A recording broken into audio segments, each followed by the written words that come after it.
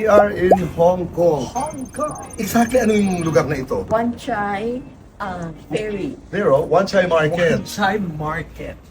Bakit ito? Bakit ang talagang inusul? Bakit ang ganda nito? Kaya nga, that's purple. Oo nga. Dito tayo dapat pumunta. Alright. Duman lang tayo dito dahil napakaganda. Yeah. So ano ito? I mean, to the ferry? The Yes, let's do the ferry. Going to Chimpera. So dumaan lang tayo, parang ito yung dinadaanan ng tao dito sa Wan Chai. Pag sila'y papunta po sa ferry, Yes, di ba po. para ka namang ikakasal? Ang ganda nga. Ito yung Ang bago, ganda ng lugar. ito yung bago nilang park. Okay. So iikot lang tayo ng ganyan. Ganda, no? So there are so many ways na para pumunta sa kabilang side. So, yes. Nandito ngayon tayo sa Wan Chai Ferry. Sabi mo, there are many ways to go to The other side. Which the is? Kowloon side. the Kowloon side. Nasa Hong Kong side tayo ngayon. So ano-ano yung mga ways para makatawid papuntang Kowloon side. Kowloon? Oh. So, pwede, number one, yung ferry na side. So we could have the ferry. We could have the train. Okay. Okay, MTR. MTR. So medyo mabilis yun. Bus. Taxi. Kaya ng budget. Sabi natin sa mga kababayan natin para mas mapabilis na mapatawid. Ganda. Ano ang leksyon natin dyan? Parang minsan iisa ang destinasyon, di ba? Kowloon side. Pero iba't ibang ways, iba't ibang paraan para maabot mo yung destinasyon. Parang buhay lamang. Parang pangarap. Pangarap, di ba? Iisa ang pinapangarap mo. Ano yung pangarap na yun? Karamihan ng mga OFWs dito sa Hong Kong ay maitaguyod ang kanilang mga pamilya. Pero iba-ibang pamamaraan. May nagtuturo, may nagdo-domestic helper, merong nag-entertainer, iba-iba, di ba? So nakakatuwa, itong ating dinaanan ay reminder na hindi iisa lamang ang pathway to realizing your dream. And Diba? to become successful. Tama. Oo. At saka ang isa pa doon, yung tagumpay, relative, hindi yung, you don't go to social media to say, what is success? And then, you go to a page and say, this is success. Hindi.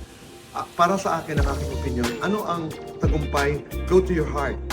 What is success for you? For the longest time, para sa akin, ang tagumpay was being able to provide the best I could for my mother para sa nanay. Diba? Ano ang pangarap mo? Mahirap man minsan yung daan ma-provide sana natin. Kaya nga lumalayo tayo minsan sa mga pamilya natin is to give them the best. Either education sa family, mga pagkain na pwedeng ihanda nila tuwing kakain sila every time.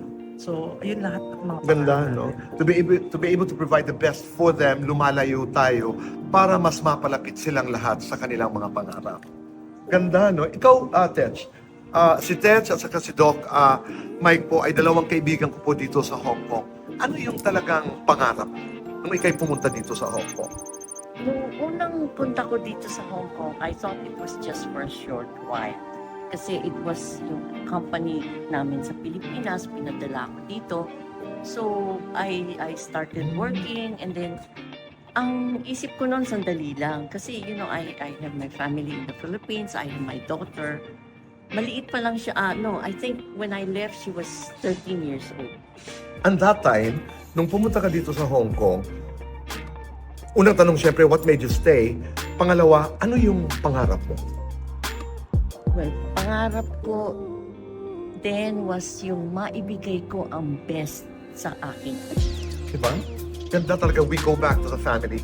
At saka, gusto ko yung konsepto na iba-iba tayo ng tinatahak na daan.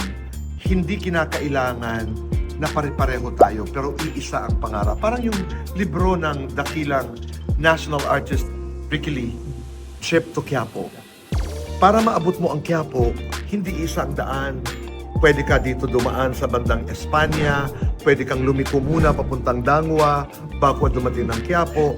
Meron naman EDSA ang daan hanggang ikot ka ng Rojas Boulevard, balik ka. May mga dahilan tayo kung bakit minsan maikli yung travel time. Meron naman umiikot muna. But lagi yon may kadahilanan. Oo. But you reach your destination the way your story goes. Pero kasi ngayon ang napakadelikado yung, ano ba ang success? Ano ba ang tagumpay? Go to social media if you want to know what success is all about. Ako hindi. Kasi yung tagumpay nila, kanila yun. Ang atin dito mo papapanggalingin. Just to end this, many years ago, I read a book written by Sidney Poitier, the great actor. Siya po yung kauna-unahang black actor na nanalo ng Best Actor, I think, of the Academy. Sabi niya, and it is a book, the true measure of success is being able to provide for your family. Di ba? Nakaka-proud lang kasi Pinoy na Pinoy. Kaya tuloy natin ang ating paglakad patungo sa ating mga pangarap.